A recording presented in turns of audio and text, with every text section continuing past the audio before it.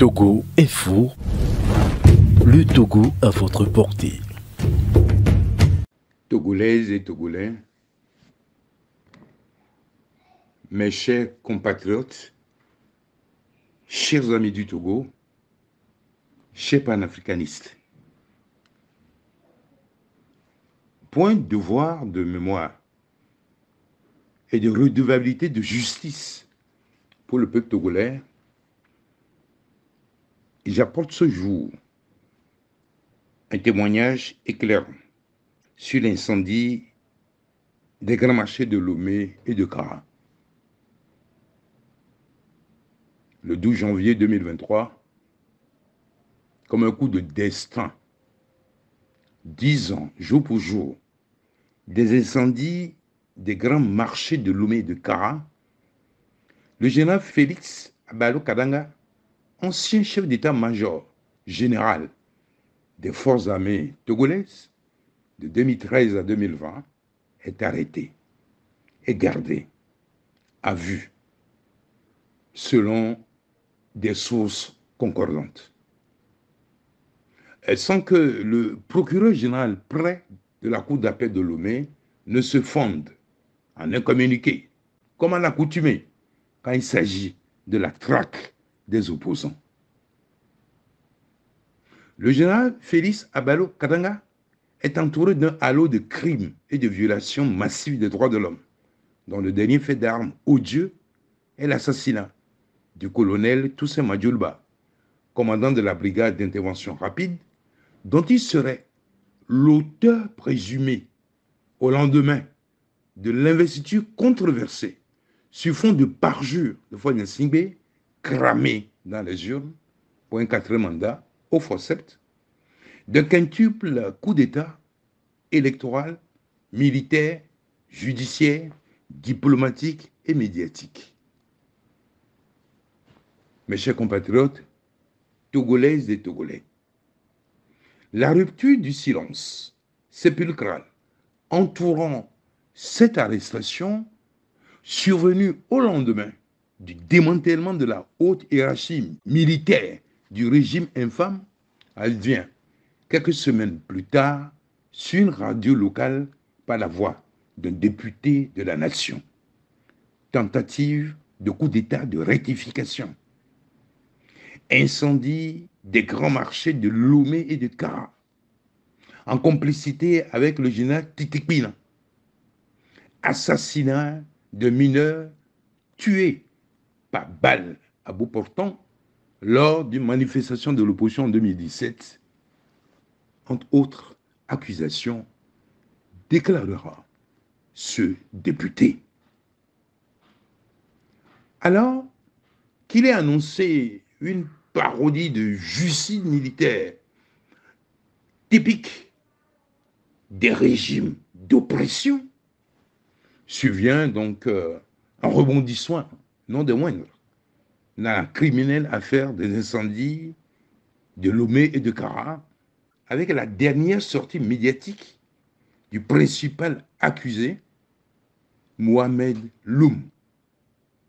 Ce dernier, tout en saluant l'arrestation du général Kadanga, décrit le scénario par lequel la dictature néocolonialiste avait décidé de brûler les marchés pour s'en servir comme alibi pour décapiter l'opposition réunie au sein du CST, organisation perçue comme une grave menace au maintien de la junte togolaise. Il réitère qu'en dehors du général Kadanga, le général Titikpina, le colonel Massina, Dame Ingrid Awade et plusieurs conseillers de Fagne Singbe ont participé au montage et à l'exécution de l'ignominieux crime national. Faut-il rappeler que les incendies criminels des grands marchés de Lomé de Kara, il y a 10 ans, elles sont restées sans suite judiciaire. Même les enquêtes annoncées que la France devrait conduire, elles sont également classées sans suite. Rappelons que ces incendies ont détruit un pan de l'économie nationale que représentaient les femmes du grand marché de Lomé, notamment les nanabins, brisé de nombreuses vies et familles, avec des morts tant parmi les détenus politiques, dont Étienne Yakanou, que du côté des commerçants, des paralysés, des traumatisés à vie, des faillites en série, sans compter les dégâts collatéraux. Le narratif mensonger et grotesque présenté au moment des faits en 2013 par les dramaturges, particulièrement le général Yak Dahman, alors directeur de la gendarmerie nationale, n'a guère résisté à l'épreuve des faits, avec des révélations de Mohamed Loum, principal accusé dans ce dossier. Sur le fronton du récit du greffe de ce dossier au tribunal de grande instance de Lomé est inscrit affaire Agboyome Kodjo et les autres, tout comme si Agboyome Kodjo était le principal accusé dans ce dossier, alors que je fus injustement accusé d'avoir reçu un coup de fil d'un militant de l'opposition au moment où le marché de Lomé brûlait. On m'arrêta. Avant d'arrêter 2 jours plus tard, sur mon insistance, mon appelant incriminé, qui avoue effectivement m'avoir appelé, mais sans réponse. Ce que les enquêtes chez l'opérateur mobile Togocel confirmeront. Plusieurs arrestations eurent lieu, avec pour cible l'étêtement de l'Organisation pour bâtir dans l'Union un Togo solidaire, au but, ancêtre du mouvement patriotique pour la démocratie et le développement, MPDD, avec l'arrestation du vice-président, M. Gérard Adja, puis du président Agboyome Kodjo. En effet, je fus arrêté le 16 janvier 2013, après un encerclement de mon quartier et le saccage de mon domicile par une horde de forces de défense et de sécurité en violation de la Constitution de la République et aussi sans la levée de mon immunité parlementaire. Gérard Adja, quant à lui, a été arrêté le dimanche 13 janvier 2013 à sa sortie de la messe devant sa femme et ses enfants. Il fit 6 mois dans le geôle de l'oppression. À sa question de savoir, mais pourquoi vous m'arrêtez? Réponse, votre boss est au courant. Dans ce feuilleton, les stars ont pour nom les capitaines Akakpo, Nyanani et Agbenda, tous en service à l'époque des faits, au service de recherche et d'investigation SRI, actuel service central de recherche et d'investigation criminelle SCRIT. Togolaises et Togolais, mes chers compatriotes, j'ai passé 40 jours de détention à la gendarmerie nationale, subissant toute forme de torture, dans des conditions inhumaines et dégradantes que la pudeur m'interdit de décrire par le menu détail. Une cellule dont les murs repeints avec une substance toxique me furent réservés pour libérer le bureau du capitaine Yenani que j'occupais. C'était la cellule de la mort. Cette occurrence fut évitée grâce à la solidarité d'un gendarme et à l'intervention musclée des proches de ma famille auprès de Fogna Singbe. Il a fallu en outre l'implication de Jean-Marie Comadélis, premier secrétaire général du Parti socialiste français, et plus tard du président de la République française, François Hollande, pour que je puisse être libéré le 25 février 2013 à minuit. 2 semaines plus tard, à la suite d'une demande de sortie du territoire national, on m'informa qu'il y aurait une ultime confrontation avec Mohamed Loum dans le bureau du doyen des juges d'instruction, assisté du procureur de la République et de mes avocats. Avant le début de la séance, Mohamed Loum reçut un coup de fil et on l'invita à sortir à cet effet. Il rappela plus tard que c'est Faure Gnassingbé qui l'appela. Il l'exhorta à accepter tout ce que les juges lui demanderont. La parole fut donnée donc au greffier pour lire le chef d'accusation. On y apprend au nombre des chefs d'accusation que l'opposition togolaise a mis en place des groupes armés au Ghana, au Bénin, au Burkina, dans le but d'envahir le Togo pour assassiner Faure Gnassingbé et s'emparer du pouvoir.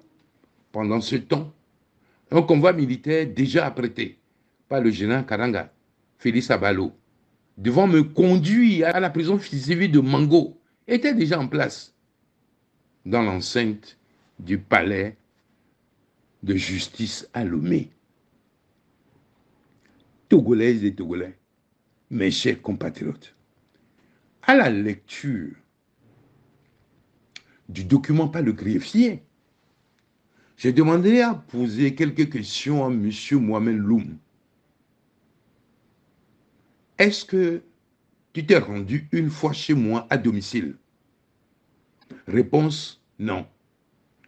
Est-ce que je me suis rendu une fois chez toi, en ton domicile? Réponse, non. Est-ce que je t'ai une fois appelé au téléphone? Réponse, non. Est-ce que tu m'as une fois appelé au téléphone? Réponse, non. Est-ce que toi et moi nous sommes rencontrés quelque part une fois? Réponse, oui. À quel endroit? Réponse, à la plage après un meeting du CST et de poursuivre. Vous avez fait ce jour une belle prestation. Et au moment de votre départ, beaucoup de jeunes vous ont accompagné à la voiture pour vous féliciter, y compris moi. Et après, il enchaîne. Je ne veux pas être à l'origine de la mort de quelqu'un. Monsieur le doyen des juges et monsieur le procureur, je ne veux pas être à l'origine de la mort de quelqu'un. Le document dont le greffier vient de donner lecture n'est pas de moi. C'est le capitaine Akakpo qui vous a remis une clé USB contenant le document que vous m'attribuez. Pris de panique, un des magistrats s'est levé et s'est dirigé vers l'extérieur, déclarant en cabinet, ce garçon nous a trahis. Ainsi s'acheva la confrontation qui démontre sans conteste l'instrumentalisation à des fins politiques de la justice togolaise pour le maintien du régime de Faure Gnassingbé.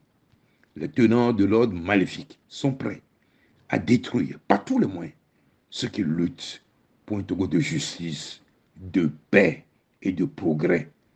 Le pouvoir infâme connaissait les mobiles et les acteurs de ce drame aux conséquences humaines, économiques, sociales et spirituelles graves pour la nation tout entière.